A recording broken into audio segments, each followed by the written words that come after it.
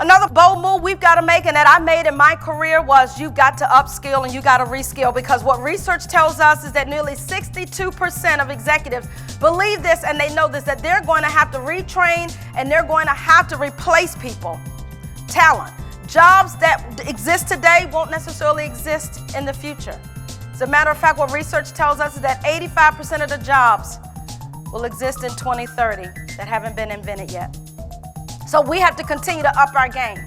We got to continue to reskill. Through automation, through robotics, through artificial intelligence, nearly 37 billion things are going to be connected in the next year or two, according to Cisco. And so it's important for us to recognize that the world is changing, the world of work is changing, because we are hyper-connected. We are in a gig economy, and we can't allow the skills that we have today to think that they're going to get us where we need to go in the next 10, 15, 20 years. And that is the competitive advantage that companies are missing.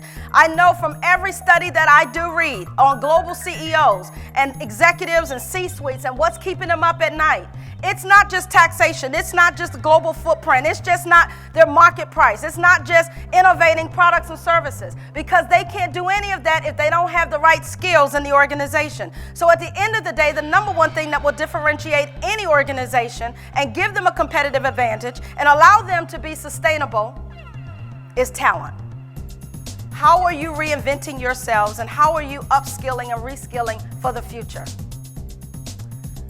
I love what Shirley Chisholm said. You know, sometimes in an organization, you got to recognize that when you're not invited to the table, you got to bring your own seat. And I've been able to do that. There have been times where I just stopped asking for permission and asked for forgiveness. There have been times where I just showed up in meetings.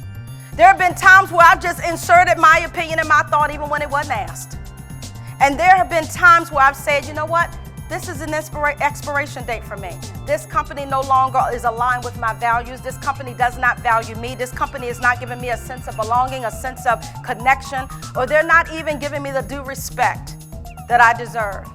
And sometimes you got to bring your own seat and know when it's time to make that transition in your life. I did that. I worked for 30 years in corporate America.